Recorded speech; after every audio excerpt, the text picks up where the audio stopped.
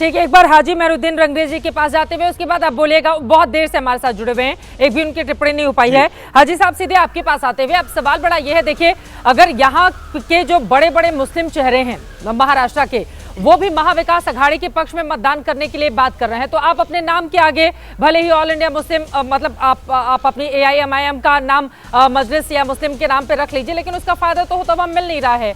देखिए यहाँ का जो मुस्लिम तबका है वो उधर की तरफ दिखाई दे रहा है, तो फिर इस लड़ाई में कहाँ हैं आप लोग? न 3 में न 13 में कहाँ दिख रहे हैं हाजी साहब? देखिए मैडम, 3 और 13 वाली बात तो मैडम ऐसी है कि आप जब 23 तारीख को रिजल्ट आएगा तो पूरे देश को पता लग जाएगा हमारे साथ कितने लोग हैं और कौन कौन हमारे साथ हैं, क्योंकि हमारे यहाँ देश में वोट से जो है वो पता लगता है, वैसे तादाद से कुछ नहीं लगता और लोग अपनी अपनी बातें करते हैं। ये जो बांटने और काटने का जो नारा है बीजेपी का, बांट कौन रहा है? मराठा को ओबीसी से कौन लड़ा रहा है महाराष्ट्र में? क्यों आरक्षण नहीं दिया जा रहा? क्यों महाराष्ट्र में जो है जो वहाँ पर जो बड़े बड़े प्रोजेक्ट आए वो क्यों गुजरात में चले गए? अगर ये सवाल हमारी पार्टी और हमारे बैरिस्टर साहब पूछ रहे हैं तो इसका जवाब नहीं देते।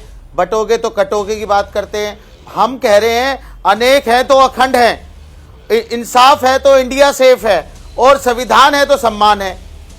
और जिस तरीके की ये राजनीति हो रही है, आप बताइए चित्रा जी, जब इलेक्शन कमीशन हमारे इलेक्शन कमीशन वहां पर क्यों ध्यान नहीं दे रहा? वहां पर वोट जिहाद की बात हो रही है, वहां धर्म युद्ध की बात हो रही है, और कौन कर रहे हैं? जो वहां के उप मुख्यमंत्री हैं, उन पर कोई किसी तरीके की कोई कार्रवाई नहीं कर रही। पिछले 1 हफ्ते से मैं ऐसे करके दूरबीन से ढूंढ रहा हूं चित्रा जी, कहीं इलेक्शन कमीशन मुझे नजर आ जाए जो बीजेपी पे कार्रवाई कर दे, मगर बीजेपी पे कोई कार्रवाई नहीं। लव लेटर किसको दे रही है?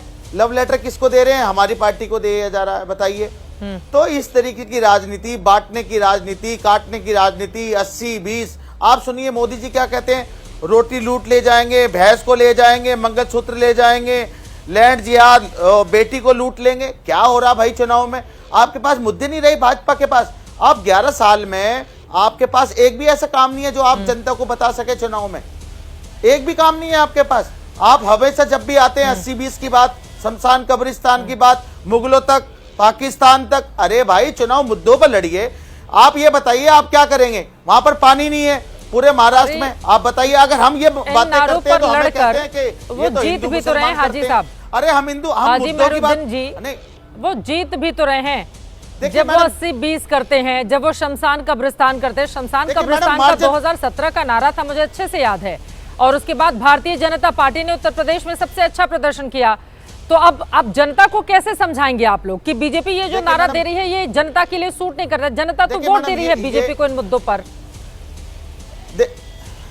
देखिए चित्रा जी, इनका क्या काम है भाजपा का? हमेशा मुसलमानों का खौफ दिखाकर, हिंदू भाइयों को डराकर, उनको उकसाकर, उनको एक करने का काम करते हैं। आप ये बताइए, क्या 15 करोड़ मुसलमान से क्या 1.25 करोड़ हिंदू भाई खतरे में हो सकते हैं? खाड़ी के देशों में मैडम आप भी जाती हैं, हम आपको भी फॉलो करते हैं, आपके अपने परिवार के साथ भी जाती होंगी। वहां इतने मिलियनों में लोग रहते हैं हमारे हिंदू भाई, क्या कोई खतरे में है? क्या किसी पे वहां पे जय या अल्लाह अकबर का नारा बुलवाया जाता है या कलमा पढ़वाया जाता है? आप बताइए। बोलिए नैरेटिव बनाया जाता है चुनाव में, चुनाव जीतने के लिए, कि किसी तरीके इस तरीके से एक माहौल बनाया जाता है कि हिंदू मुसलमान में कैसे डिवाइड हो जाए, कैसे इनकी जो नफरत की राजनीति है, और ये नफरत की, आप ये बताइए चित्रा जी, सुनिए हिंदुओं का वोट 2014 से पहले मुद्दों पर राजनीति होती थी। हाँ, अब आरोपों पर जवाब ले लेते हैं। हाँ, ये खाड़ी देशों तक जो बगल में पाकिस्तान में जाइए ना, जो कल तक अरे मेरी बात तो होने दीजिए। अरे आप तो बड़े मुझे बोला चित्रा जी, मुझे बोलना है, मेरी बात तो चित्रा। अरे 1 मिनट 30 सेकंड में 30 अरे आप भी छोट बोले प्रवक्ता हैं। मैं कह रहा हूँ आप भी छोट बोले प्रवक्ता, हम आपसे क्या बात करें? 2014 के बाद से जब मोदी जी आए, आप तय करेंगे मुझे बोलना समाज को बांट दिया, पूरे हिंदुस्तान को बांट दिया, पूरे हिंदुस्तान को काट दिया, पूरे हिंदुस्तान में 2014 माहौल पूरे देश में बना दिया। क्या बकवास हो रहा है? पहले पत्थर कश्मीर में चलते थे, पूरे देश में पत्थर चल रहे हैं। इसका जिम्मेदार कौन है? जवाब सुन लेते हैं। हो गया इनका। प्रेम शुक्ला जी, देखिए हम खाड़ी देशों तक क्यों जाएं?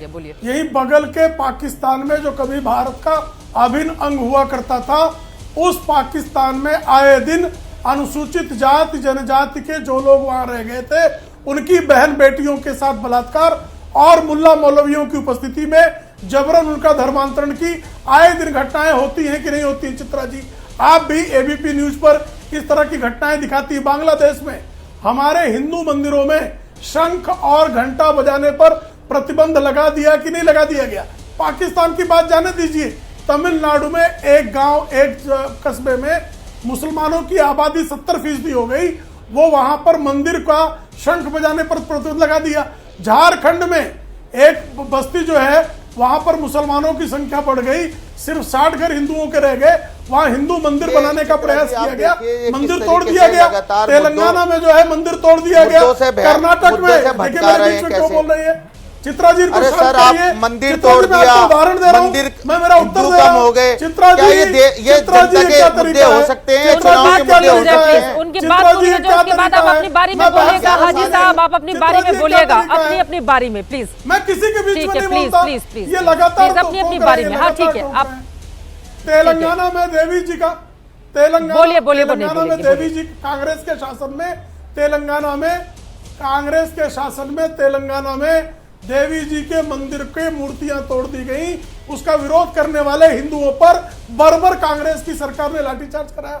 कर्नाटक में हमारे गणेश जी का जो है विसर्जन जुलूस निकल रहा था, गणेश जी की मूर्ति को जेल में डाल दिया गया।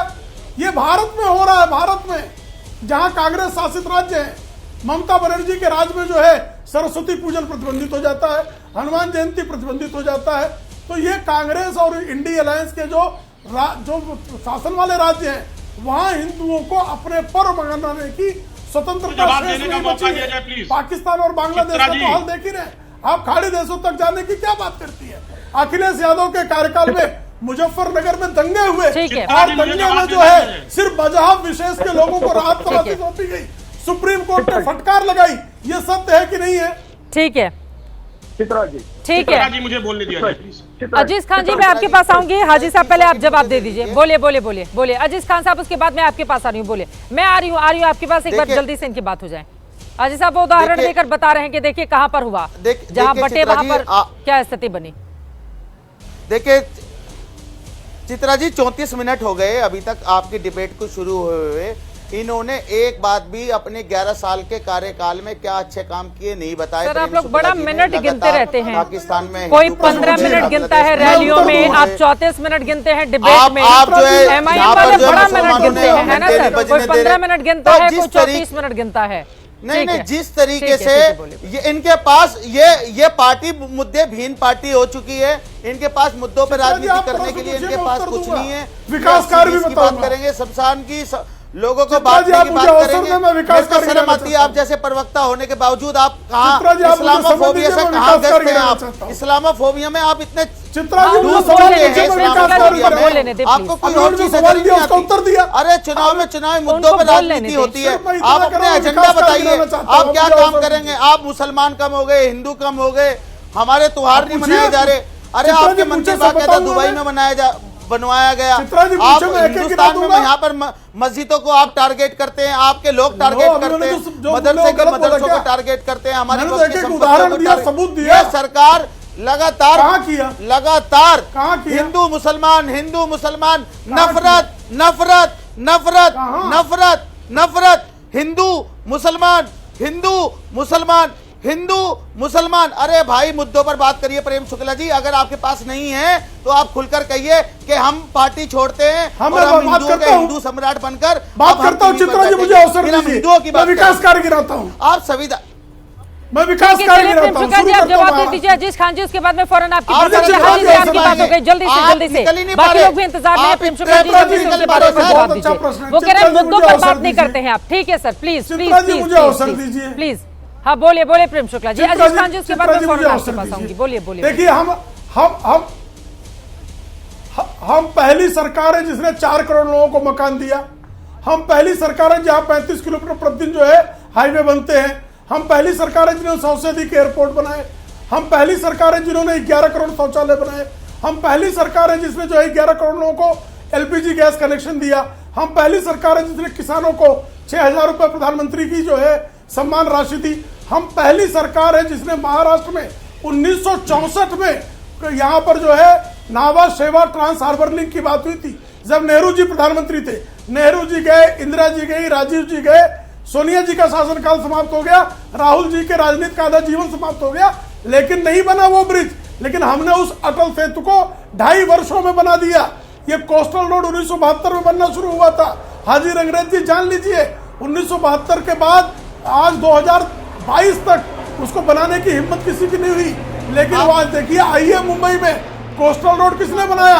ये कोस्टल रोड बनाने का काम आदरणीय देवेंद्र फडणवीस जी और एकनाथ शिंदे की सरकार ने किया। हमने 50 करोड़ लोगों को बैंक खाते खोले, सिर्फ 10 लाख बैंक खाते जो है इस देश में 70 वर्ष खुले, और 50 करोड़ खाते हमने जो है एक 5 वर्षों के कार्यकाल में कर दिए। सिर्फ विकास पर ही बात करता हूं ना मैं, लेकिन विकास पर बात कर रहे हैं क्या? अजीज खान जी का मैं जवाब ले लेती हूँ। ठीक है, ठीक है, ठीक है।